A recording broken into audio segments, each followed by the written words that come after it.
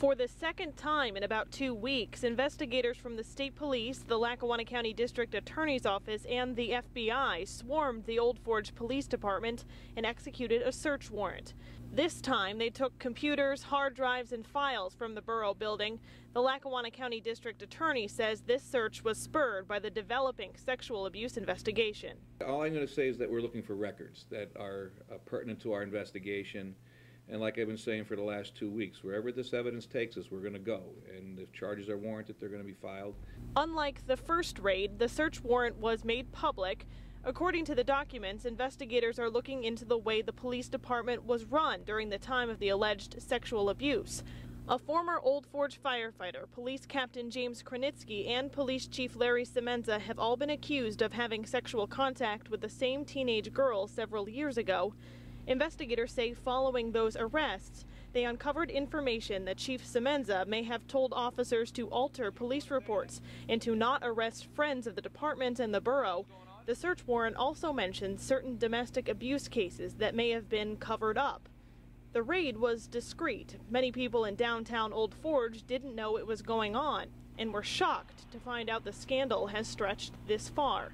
You know, I thought it was over when Kranitsky was arrested. When Kranitsky and Giovacci, I had no idea our chief of police would be into something like that. It's absolutely insane to me. Who knows where it'll go. Hockey sticks and t-shirts mark this tree on the side of Carpenter Road in Harvey's Lake. Very different from the way things looked Saturday morning when police say 18-year-old Jason Schilling died after crashing his car into the tree. Schilling graduated earlier this year from Dallas High School, where he was known as a good hockey and baseball player. But teachers remember more about his smile than his skills on the field. What I've known from Jason over the 4 years that I knew of him, he was respectful, contagious smile. Jason was incredible. He had a smile to die for. Everybody loved him, so respectful. He's going to be missed. Police say Jason drove into this tree head-on, where over the weekend friends and family turned it into a memorial, not only dropping off flowers, but also writing notes. Loved ones also used Facebook to pay their respects, posting photos and messages in a group called In Loving Memory of Jason Schilling. We love and miss you. He was well-liked, and he was always respectful. So a witty young man that would make you smile when you saw him. Schilling had been taking classes at Luzerne County Community College and was supposed to start working at Big Boulder Ski Resort. Dallas school officials say Jason is the third student of the class of 2012 to die this year. It's been a lot for students and teachers to handle. I think the current students who knew him, of course, they knew the huge loss of a life, but I don't know how much more we can take. These Scranton Girl Scouts help unload shampoo, cleaning supplies, clothes, and toys at the Lackawanna County American Red Cross in Scranton. All items they collected to help victims of Sandy, people hit hard by the storm, some of whom lost everything. They say they got the idea while watching news reports about the devastation, especially how children like them were affected. At our meeting on Monday night, all the girls made little red crosses, and they all sent some wishes to these children because they knew some of the children didn't have anything. And we talked about the destruction and things like that. So they really wanted to do something to help. Once they got the idea, it didn't take the girls long to get busy collecting items to give to those in need. We wanted to get clothes and toothbrushes and soap and food for them. I felt really proud of myself to do this, and at school we were learning about helping other people, so it made me think of what we did at school. In return, folks at the Red Cross of Lackawanna County gave the girls tokens of appreciation. First, Red Cross vests. So we're going to give you each something to remember this by. And then pins. Thank you. Oh, it's red. Thank you. The head of the Red Cross here says it's always nice to see people helping others, and what these girls have done makes him smile and maybe even cry a little. When you see little children really taking it seriously like they have, I mean, these kids put a lot of time and effort into pulling this all together, and you know, just like the one little girl thanked me for helping them deliver the product, it brings tears to your eyes, it chokes you up, you know.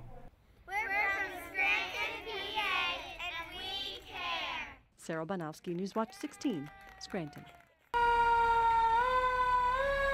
If Zane Rutherford is being treated like a conquering hero, it's not too far from the truth.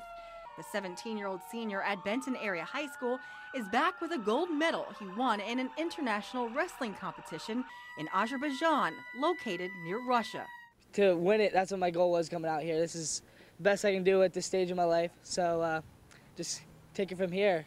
Zane and 9 other wrestlers from across the country represented the USA in the Fila Cadet World Championships.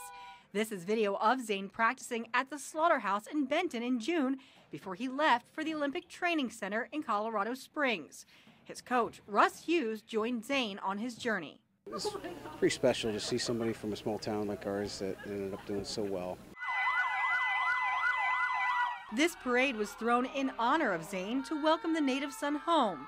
His mother, Sarah, says she's overwhelmed both by her son's success and her hometown's support.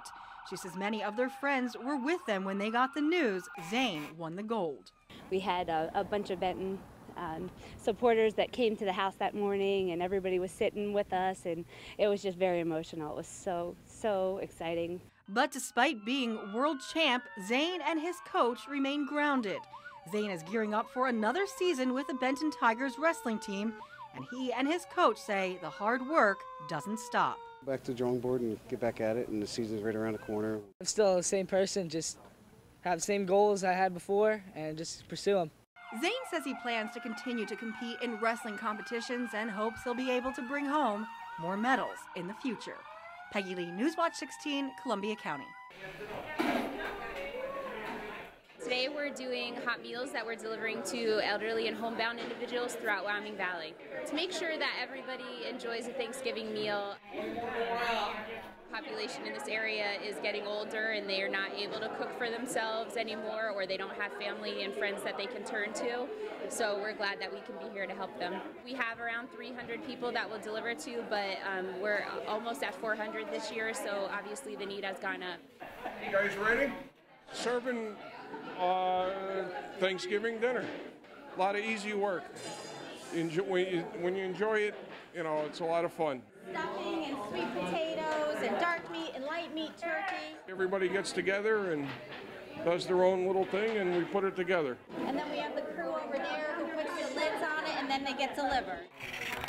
We're all volunteers, and we, helped. I cooked 2 big turkeys last night, and now we're going to prepare individual dinners to go out to the homeless. It's an assembly line formation. We're starting off with the mashed potatoes. We have an assembly line now with all the hot food ready, and we're putting it all together now. We're taking the bigger bags and we're putting the hot food in the bottom and then putting the supplemental bags, which contain pie and cranberry sauce, bread, and vegetables. We're working now, all right? This one. Many hands make light work. There you go, that one's ready. It's actually really organized. We have a lot of volunteers and a lot of great people helping out. Perfect. All right, next number, 24. 24, I got it. This line over here is the people that are waiting for the deliveries. We're putting them in the bags, taking them to the cars, and then they're ready to go. They say many different things.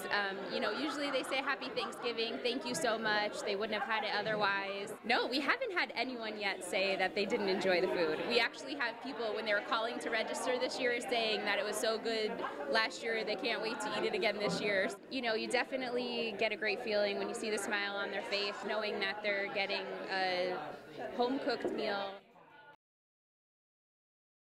Newswatch 16's Peggy Lee is live in Plymouth. Peggy. Well, Scott, that shooting took place just 1 block from where I am standing, and tonight friends and family of the victim spent their evening at a funeral home. Peggy Lee, Newswatch 16, reporting live from Plymouth. Peggy Lee, live for us tonight in West Pittston. Peggy. Well, Scott, George Moriera has been charged with receiving stolen property and device fraud. Bail was set at $15,000, and he was taken to the Luzerne County Prison. Peggy Lee, Newswatch 16, reporting live from West Pittston. Newswatch 16's Stacy Lang joins us live in downtown Scranton. Stacy. John and Julie, there are 35 hotels in Lackawanna County. Stacy Lang, live from the Lackawanna County Courthouse in Scranton today with the latest. Stacy. That's right, Marisa. Ken Kowaleski is a practicing attorney in Lackawanna County.